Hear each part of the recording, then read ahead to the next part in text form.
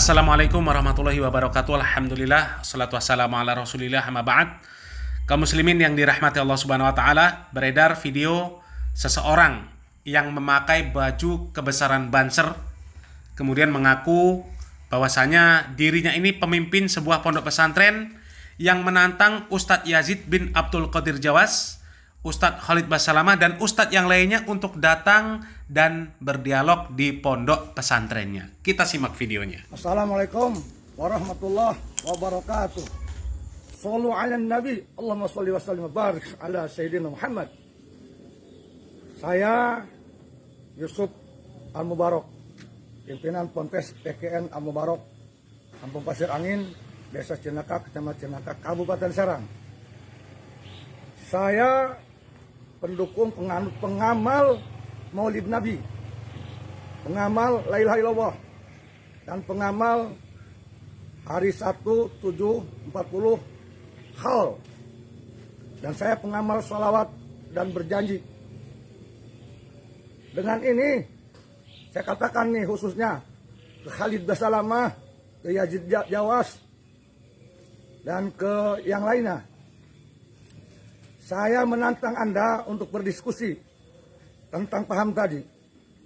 Ketahuilah oleh Anda, Yazid Jawas, Khalid Basalamah, ya,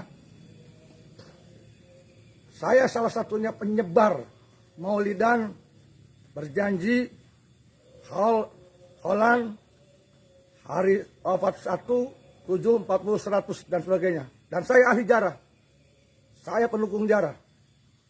Maka oleh karena itu, Anda kalau memang ulama, datang ke pondok saya, Anda bawa kitab yang banyak, kita diskusi tentang dalil, tentang bid'ah, Kalau Anda menuduh bid'ah, saya pelakunya, dan saya penyebar bid'ah di Banten khususnya.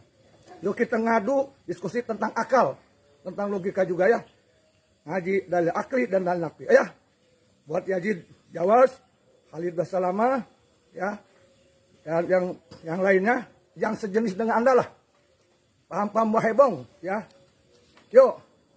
siap, kita tunggu nih. Datang Anda ke Banten, ke pondok saya, kapan aja bawa kitabnya yang banyak. Saya kasihan ke Anda, Ayo kita sama-sama. Biar Indonesia ini aman, rakyat Indonesia tidak pusing dibikin puyeng. Oke? Untuk kesatuan negara Republik Indonesia. Saya tidak paksa paham Anda untuk ikut saya, tidak. Tapi minimal Anda harus tahu pemahaman kami. Kalau hanya menghukumi dari jauh, saya pun bisa. Demikian. Kita Muslim, kita sesama Islam, kita bertabayun, berdiskusi dengan baik, dengan otak yang dingin, jangan mudah mencaci maki. Oke? Dengan akhlak dan adab dan ilmu. Demikian, mohon maaf kalau tersinggung. Billahi taufiq wal hidayah wal afikum. Wassalamualaikum warahmatullahi wabarakatuh. La haula wala quwata illa billah. Bapak dengerin. Dan yang lain juga yang sepemikiran dengan Bapak ini dengerin. Anda mau mengamalkan, kemudian menyebarkan amaliyah 1 hari sampai 7 hari, sampai 100 hari, sampai haul peringatan orang mati, silahkan. Anda mau merayakan dan menyebarkan amaliyah Maulid Nabi, Maulid Hasan, Maulid Husain, Maulid Fatimah, Maulid Khomeini, itu juga silahkan. Anda mau mengamalkan dan mendakwahkan amaliyah berjanji, itu juga silahkan. Jangankan perkara-perkara bid'ah, Anda mau melakukan kesyirikan dan jelas-jelas terang-terangan berbuat kesyirikan, berbuat kemaksiatan, jelas-jelas menunjukkan kemaksiatan, itu tidak ada pengaruhnya sama sekali dengan dakwah kami para dai salafi. Tugas kami hanya menyampaikan, hanya mendakwahkan kepada manusia agar menjauhi syirik, menjauhi bid'ah, serta menjauhi kemaksiatan secara umum. Kemudian mengajak manusia ini untuk berjalan di atas ketaatan kepada Allah Jalla Jalaluh. Dan kami meneruskan dakwah para nabi. Nabi mengatakan, wa iyyakum wa muhdatsatil umur fa inna kulla muhdatsatin bid'ah wa kulla bid'atin dhalalah. Dan kami tidak sedikit pun memaksa siapapun, catat. Kami tidak memaksa siapapun untuk mengikuti pemahaman kami, mengikuti apa yang kami dakwahkan. Karena para nabi pun seperti itu. Di dalam Al-Quran Allah Subhanahu wa Ta'ala mengatakan, ma'alar rasuli illal balagh. Kewajiban Rasul tidak lain hanyalah menyampaikan. Bahkan Allah Subhanahu wa taala mengatakan la ikraha fiddin. Tidak ada paksaan di dalam agama. Tidak ada sedikit pun paksaan di dalam agama. Tugas kita hanyalah berdakwah. Bahkan Allah Subhanahu wa taala di dalam hadis qudsi mengatakan, ya ibadi law anna awwalakum wa akhirakum wa insakum wa jinnakum kanu ala atqa qalbi rajuli wahidin minkum ma zada dzalika fi mulki syai'a. Wahai hambaku, seandainya orang yang pertama di antara kalian sampai orang yang terakhir dari kalangan manusia, dari kalangan jin, semuanya berada di dalam keadaan paling bertakwa seperti takwanya orang yang paling bertakwa di antara kalian, niscaya hal tersebut tidak akan menambahkan kerajaanku sedikit pun. Ya ibadi law anna awwalakum wa akhirakum wa insakum wa jinnakum kanu ala afjari qalbi rajuli wahidin minkum ma naqasa dzalik min mulki syai'a.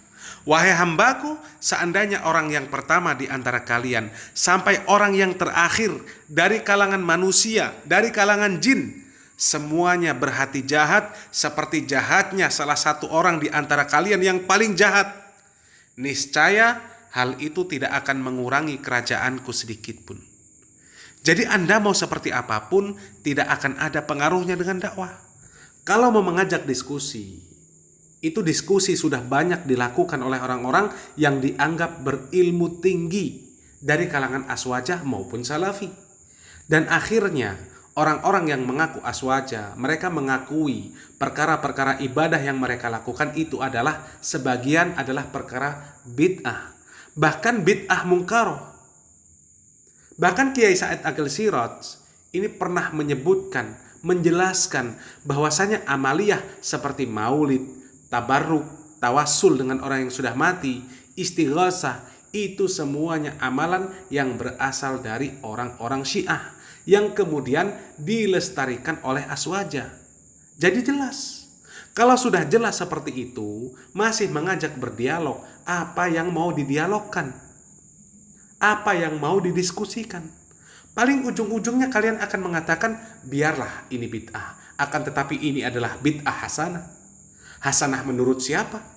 Setiap orang yang melakukan perkara bid'ah, membuat amaliyah-amaliyah baru di dalam agama Islam ini, tidak ada satupun dari mereka yang menganggap buruk apa yang mereka lakukan. Tidak ada yang menganggap sesat apa yang mereka lakukan. Semuanya menganggap hasanah, menganggap baik. Tidak ada yang menganggap sayyi'ah atau dhalalah. Tapi yang menjadi pertanyaan, ketika Anda menganggap amaliyah baru tersebut sebagai sesuatu yang hasanah, maka itu hasanah ukurannya dari mana? Siapa yang memberikan rekomendasi? Siapa yang memberikan legalitas untuk mengamalkan tersebut? Ukurannya apa untuk dikatakan hasanah? Rasulullah SAW mengatakan semua bid'ah sesat. Anda mengatakan tidak semua. Semoga Allah Subhanahu wa taala memberikan taufik dan hidayah kepada kita semuanya untuk dapat memahamkan kita akan buruknya dan bahayanya perkara bid'ah. Barakallahu fikum. Wassalamualaikum warahmatullahi wabarakatuh. Nabi bersabda SAW, wa iyyakum muhdatsatil umur fa inna kulla muhdatsatin bid'ah wa kulla bid'atin dhalalah. Jadi jauhkan diri kalian dari setiap perkara-perkara yang baru. Karena setiap yang baru adalah bid'ah dan setiap bid'ah adalah sesat. Hadis ini sahih riwayat Abu Dawud, Tirmidzi, Ahmad, Ibnu Majah. Jadi setiap yang baru adalah bid'ah, setiap bid'ah sesat. Nabi yang mengatakan demikian sallallahu alaihi wasallam. Dan ketika orang mengamalkan perbuatan bid'ah itu, maka amalnya diterima atau ditolak? Ditolak. Nabi bersabda sallallahu man ahdatsa fi amrina hadza ma laysa minhu fa huwa raddun. Barang siapa mengadakan sesuatu yang baru dalam agama kami yang enggak ada contohnya, tertolak. Hadis ini sahih riwayat Bukhari, Muslim dan yang lainnya dari sahabat Aisyah radhiyallahu anha. Juga dalam riwayat Muslim, man amila amalan laisa alaihi amruna fa huwa raddun. Jadi enggak boleh orang mengadakan yang baru dalam agama ini. Dan juga bid'ah ini akan membawa manusia ke neraka. Nabi mengancam, kullu bid'atin dhalalah wa kullu dhalalatin finnar. Setiap bid'ah itu sesat dan setiap kesesatan tempatnya neraka. Dan juga Ibnu Umar menjelaskan kullu bid'atin dhalalah wa in ra'ahan nasu hasanatan. Setiap bid'ah sesat meskipun manusia memandang baik. Jadi meskipun orang menganggapnya apa? Hasanah. Dan semua bid'ah itu sesat, nggak ada yang namanya bid'ah hasanah dalam Islam, nggak ada. Tidak ada. Anda perhatikan di halaman 84 ini. Perhatikan. Nabi bersabda SAW, kullu bid'atin dhalalah wa kullu dhalalatin finnar. Setiap bid'ah itu sesat dan setiap kesesatan tempatnya neraka. Anda perhatikan di sini ada kalimat kullu 2 kali. Kullu bid'atin dhalalah wa kullu dhalalatin finnar. Saya ambil di bagian akhir. Anda perhatikan. Wa kullu dhalalatin finnar. Setiap kesesatan tempatnya neraka. Hadis ini sahih Imam Nasai dari sahabat Jabir radhiyallahu anhu. Kalimat setiap kesesatan tempat neraka, ada nggak kesesatan yang tempatnya di sorga? Saya ulangi lagi. Ada nggak kesesatan yang tempatnya di sorga? Tidak ada. Semua kesesatan tempatnya di mana? Neraka. Ini kalimatnya kullu. Wa kullu dhalalatin finnar. Setiap kesesatan tempatnya neraka. Artinya semua kesesatan tempatnya di neraka, nggak di sorga. Semuanya. Sekarang kita kembali lagi yang awal. Kalimatnya apa? Kullu bid'atin dhalalah. Setiap bid'ah itu sesat. Artinya semua bid'ah sesat. Kalau untuk terakhirnya semua kesesatan neraka, untuk awalnya sebagian bid'ah itu sesat, sebagian hasanah. Dari mana pendapat ini? Kok berubah kalimatnya? Kan kullu, sama-sama kullu. Semua kesesatan tempatnya neraka, semua bid'ah juga apa? Sesat. Nggak ada bid'ah yang hasan dalam Islam, tidak ada. Bahasanya sama. Nabi bersabda dengan bahasa apa? Bahasa Arab yang fasih. Dan Nabi tulus dalam menyampaikannya. Difahami oleh para sahabat demikian. Para sahabat juga memahami tentang kalimat ini bahwa semua bid'ah adalah sesat. Makanya Ibnu Umar mengatakan radhiyallahu anhuma, kullu bid'atin dhalalah wa in ra'ahan nasu hasanatan. Setiap bid'ah itu sesat meskipun orang memandang apa? Baik atau hasanah, bid'ah hasanah, tetap sesat. Ini penjelasan Abdullah bin Umar radhiyallahu anhuma, diriwayatkan oleh Imam Al-Lalikai dalam kitabnya Usul I'tiqad Ahli Sunnah wal Jamaah.